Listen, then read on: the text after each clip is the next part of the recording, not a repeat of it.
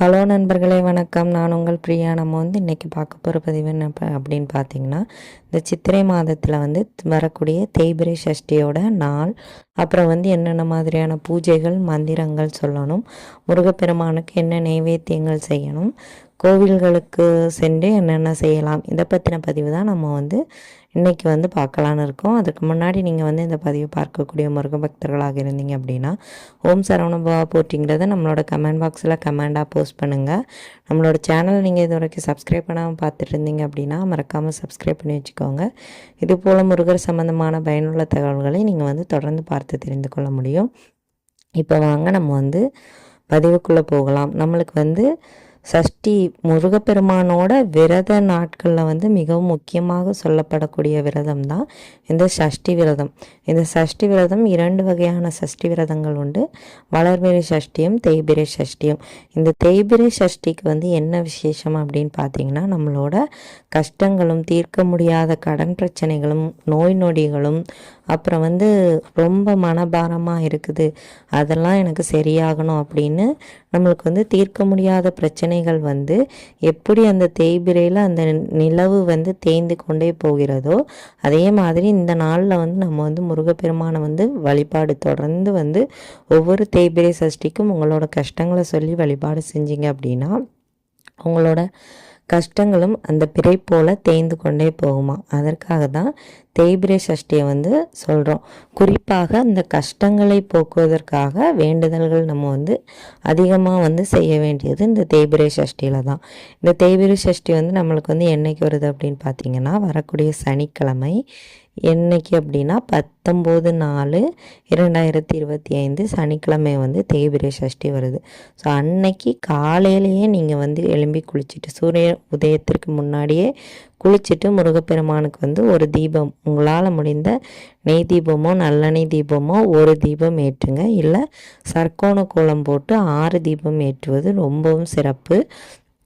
6 தீபம் ஏற்ற முடிகிறவங்க 6 தீபமும், ஒரு தீபம் ஏற்ற முடிகிறவங்க ஒரு தீபமும் ஏற்றுங்க. அதுக்கப்புறமா கோயிலுக்கு போக முடியுது அப்படின்னா அன்னைக்கு போயிட்டு நம்ம முருகப்பெருமானுக்கு அபிஷேகத்திற்கு தேவையான பொருட்களான சந்தனம், குங்குமம், பன்னீர், இளநீர், தயிர், பால், இந்த மாதிரி உங்களுக்கு என்ன பொருள் வாங்கி கொடுக்க முடியுமோ, உங்ககிட்ட எவ்வளவு காசு இருக்குதோ அதை வைத்து முருகப்பெருமானுக்கு அன்னைக்கு அபிஷேகத்திற்கு பொருட்கள் வாங்கி கொடுத்துட்டு அந்த அபிஷேகத்தையும் பார்த்துட்டு நீங்கள் வரணும்.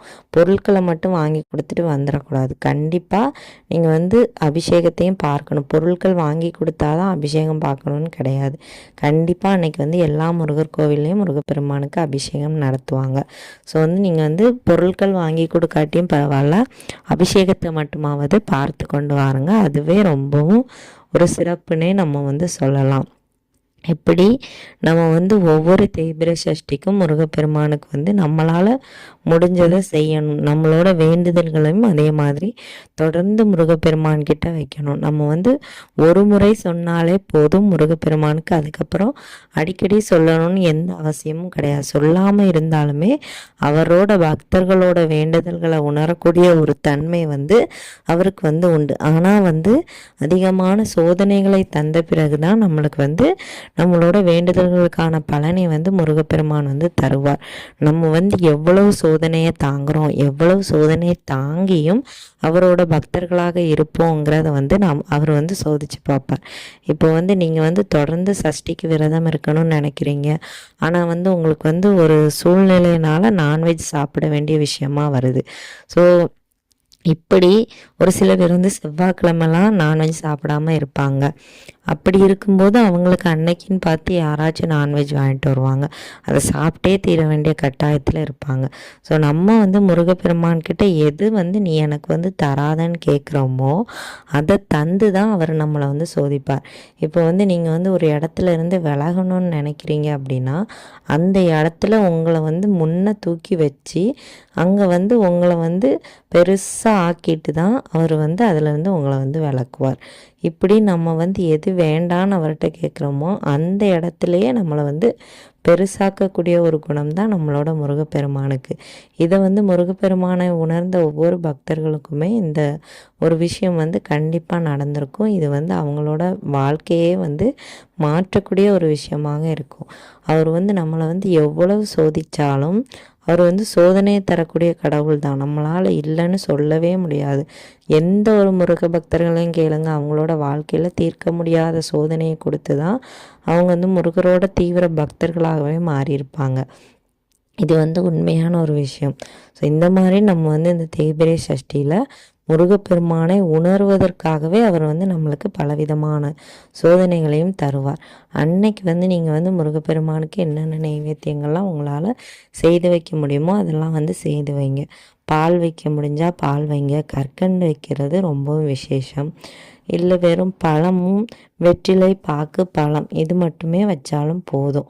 இல்லாட்டி ஏதாச்சும் ஒரு பழம் வீட்டில் இருக்குது, ஒரு ஆப்பிள் இருக்குது, ஒரு மாதுளை இருக்குது, ஒரு மாம்பழம் இருக்குது அப்படின்னாலும் கூட அந்த ஒரே ஒரு பழத்தையும் வைத்து கூட நீங்கள் வந்து முருகப்பெருமானுக்கு வந்து வேண்டுதல்கள் வைக்கலாம். உங்களோட பூஜைகளை நீங்கள் வந்து செய்யலாம். அன்றைக்கி வந்து நீங்கள் வந்து சொல்ல வேண்டிய மந்திரம் என்ன அப்படின்னு பார்த்தீங்கன்னா, ஓம் சஷ்டிபதையே நமோ நமகங்கிறத வந்து நீங்கள் வந்து ஒரு 6 முறையோ 18 முறையோ 26 முறையோ 108 முறையோ உங்களால் எவ்வளோ முறை சொல்லணும்னு தோணுதோ, எவ்வளவு நேரம் சொல்கிறதுக்கு டைம் கிடைக்குதோ அவ்வளோ நேரம் சொல்லுங்கள். கந்த சஷ்டி கவசம் படிங்க. வேல்மாறலில் உள்ள 4 வரிகள் கூட சொன்னாலும் போதும். திருத்தணியில் உதித்தருளும் ஒருத்தன் மலை விருத்தன் என துளத்திருவரை கருத்தன் நடத்து குகன் வேலை, இதை மட்டும் சொன்னாலுமே போதும்.